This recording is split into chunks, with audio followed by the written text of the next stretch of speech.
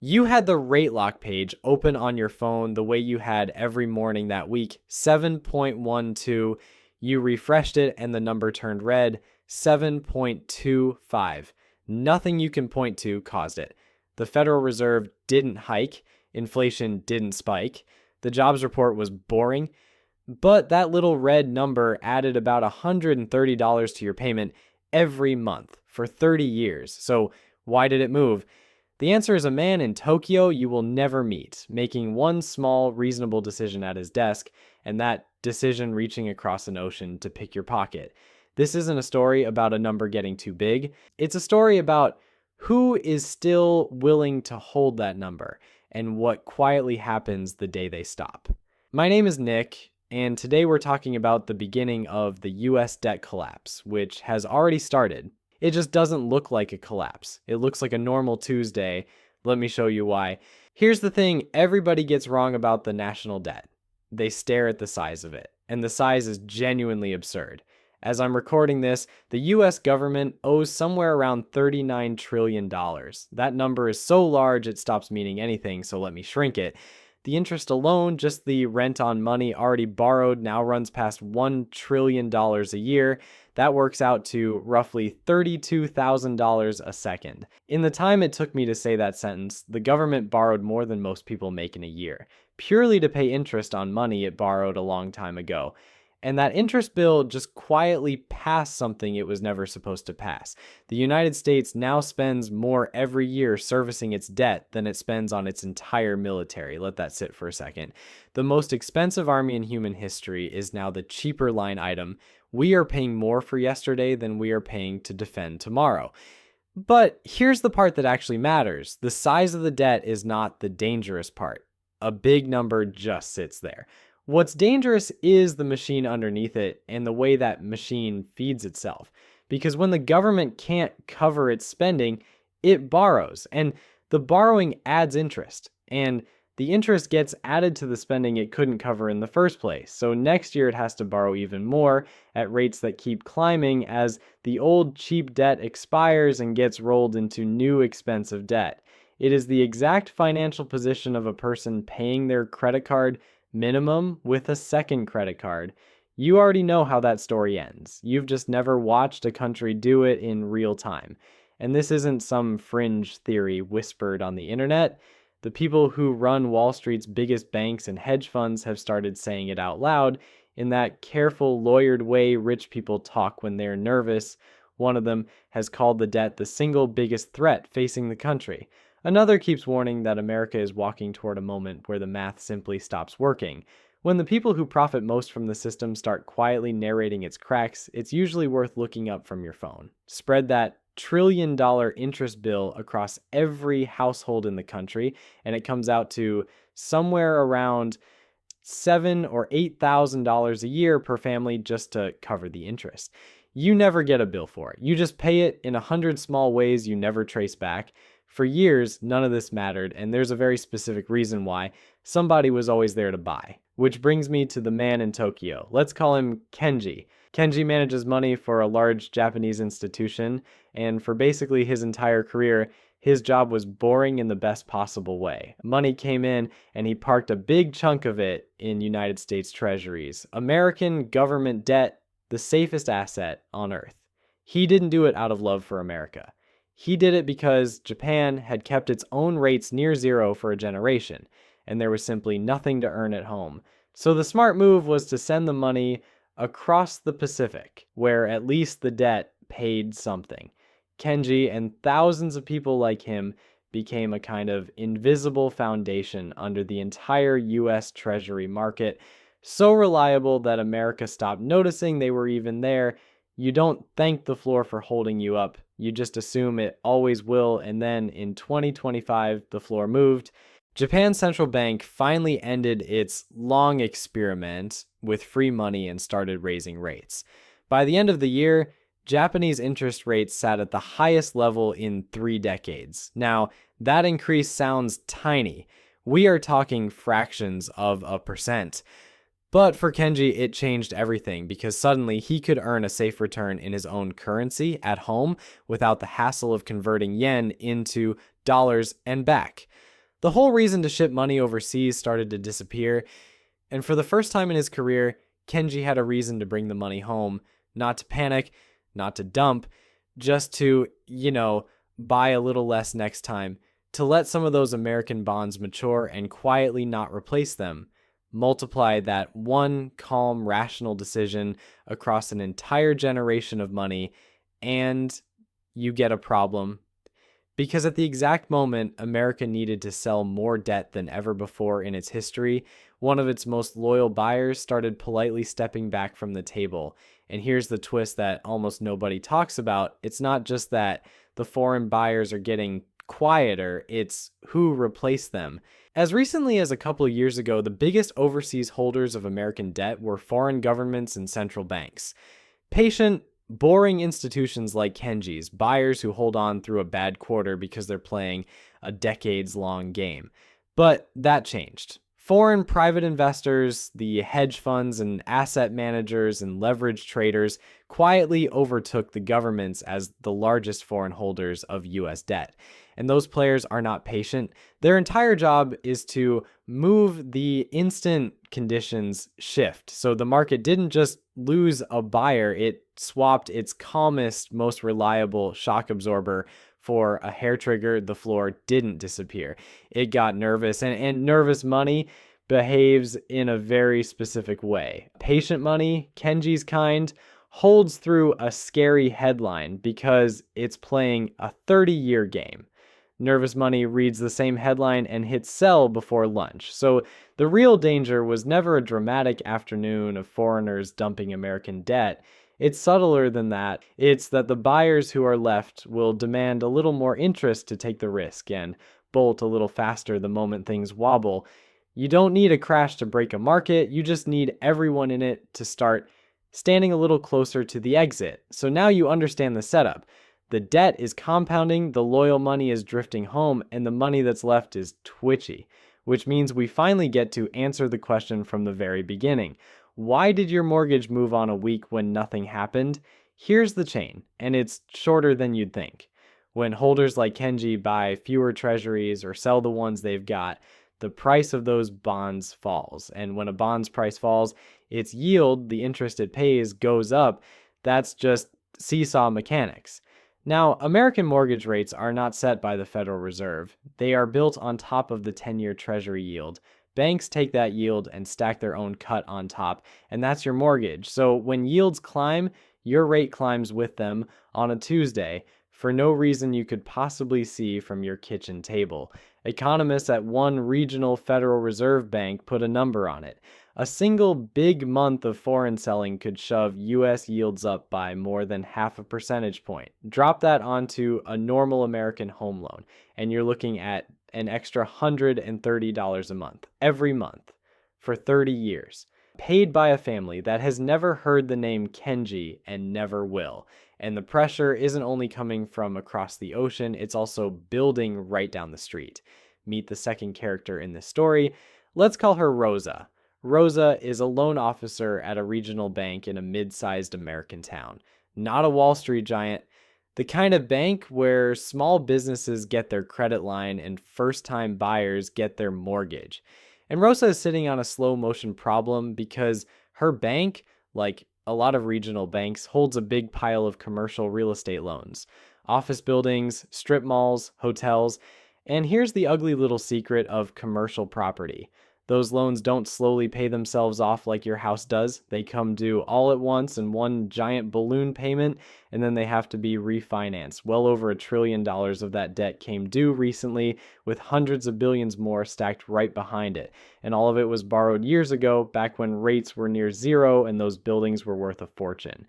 Now the loans are landing in a completely different world. Rates are dramatically higher, and half-empty office towers are worth dramatically less because a whole lot of workers just never came back to the office. So the math on refinancing doesn't work anymore. There isn't enough rent coming in to cover the new payment. So what does Rosa's bank do? It does the thing every bank does when it doesn't want to admit a loss. It extends the loan and pretends. That's the actual industry nickname, by the way.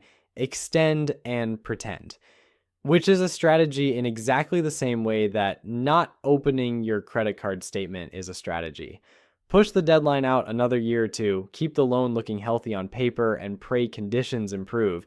Individually, every one of those decisions sounds reasonable, but across the whole system, the losses don't disappear. They just sit there in the dark, quietly piling up.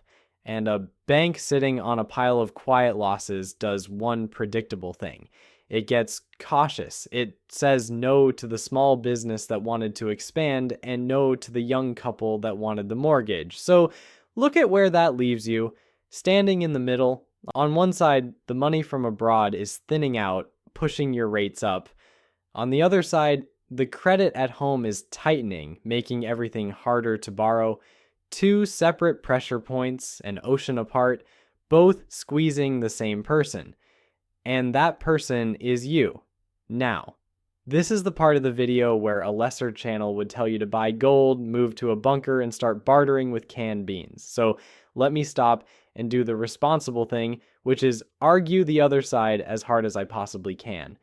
Because the case against panic is genuinely strong, and you deserve to hear it. The United States is not Greece. This is the single most important thing to understand, and it's the thing the doomsellers conveniently skip. America borrows in its own currency, the dollar, which it also happens to print. That is a cheat code. A country that owes money in a currency it controls can never be forced to default the way a household or a business or even Greece can. It literally cannot run out of the thing it makes. When the bill comes due, it can always, at the absolute worst, create the dollars to pay it. So a sudden, dramatic, we're out of money default, that's basically off the table. And if you want proof that high debt doesn't automatically mean collapse, just look back at Kenji's own country. Japan has been carrying a debt more than twice the size of its entire economy for decades. Ratios that would supposedly trigger the apocalypse. And Japan is still here, still functioning, still one of the richest nations on the planet. On top of that, people have been screaming that the US debt would end America since the 1980s, as every single one of them so far has been wrong. Betting on the collapse of the United States has been one of the losingest trades in financial history. If you'd sold everything every time someone waved a scary debt chart at you, you'd have missed 40 years of getting richer. So take a breath. Unbookmark the Goldcoin website. But, and you knew there was a but, here's the trap in all of that comfort. Every single one of those reassurances is true. And that's exactly why the collapse won't look like a collapse. Because think about what we just established. They can't be forced to default. They can always print the dollars. So when the debt genuinely becomes too heavy to carry the honest way, that is the door they walk through. They don't miss a payment. They pay every bill right on time in full with dollars that are quietly worth a little less each year. That's the whole trick. The collapse isn't an explosion. It's an erosion. It's inflation doing the exact job a default would do, just slowly enough that you blame the grocery store instead of the government. This has a polite academic name. It's called financial repression, and it is the oldest move in the book. The name is boring on purpose. Nobody has ever marched in the street over a phrase like financial repression, which is precisely why they picked it. Historically, it's how nearly every government has dealt with a mountain of debt it couldn't otherwise pay. Not with a dramatic reckoning, but by keeping interest rates a hair below inflation for years, so the debt slowly shrinks in real terms while your savings slowly melt. The debt gets paid down. It's just paid down out of your bank account in slow motion without a single vote being cast. And there's a second bill hiding behind that one. Every dollar the government burns on interest is a dollar that can't go anywhere else. Roads, defense, the programs your parents are counting on.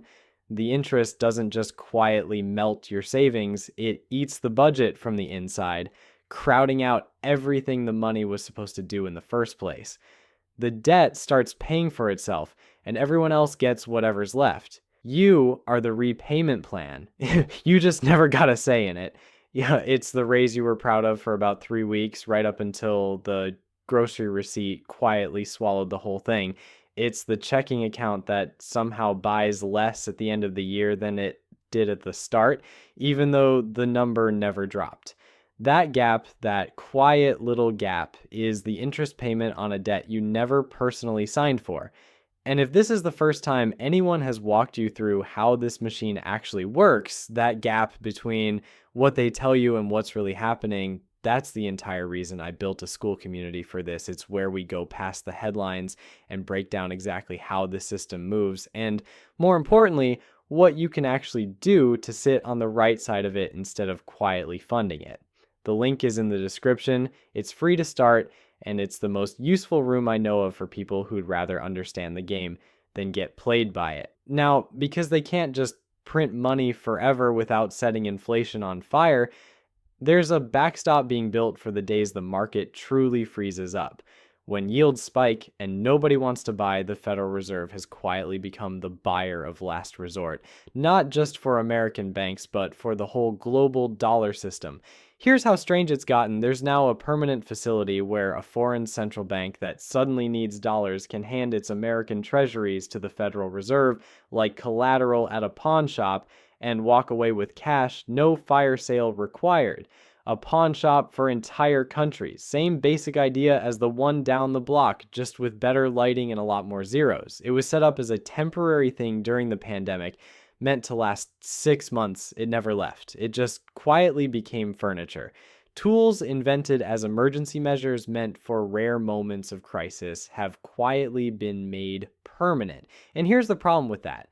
When you use the emergency exit every single day, it stops being an emergency exit. It just becomes the hallway. Rare stops meaning rare. The safety net stops being a net and becomes the floor everyone's standing on, and nobody wants to ask what happens if it ever gives. So let's bring Kenji and Rosa back, because their stories are really the same story wearing two costumes. Kenji calmly bringing his money home, one boring decision at a time. Rosa quietly extending a loan she knows is underwater, hoping tomorrow fixes it. Neither of them is a villain. Neither of them is panicking. Neither of them thinks they're doing anything historic. They're both just being completely reasonable inside a system that no longer rewards patience.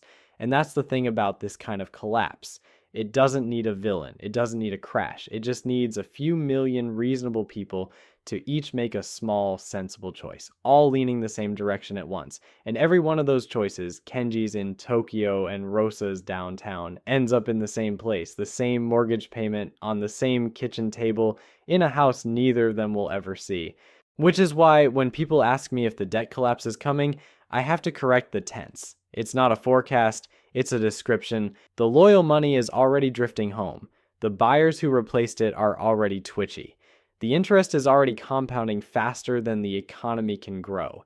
The emergency tools are already permanent, and your dollar is already, right now, quietly buying a little less than it did last year. None of that is a prediction of some dramatic future event. That is a photograph of this exact moment. The beginning already happened. You just didn't get an announcement because collapses that arrive on schedule and default in public are the rare kind. This is the common kind, the kind that shows up as a slightly higher mortgage rate on a quiet Tuesday and asks you to assume it's nothing. So no, you don't need the bunker, but you do need to stop watching the wrong number. The size of the debt was never going to be the thing that got you. The slow, quiet transfer, the gap between your raise and your rent, the erosion, you were trained to blame on everything except the machine that's actually causing it. That's the thing. Now you can see it, and the people who can see the game being played are historically the ones who don't end up paying for it. The rest just get a slightly higher payment every month for 30 years and never once wonder about a man in Tokyo they'll never meet.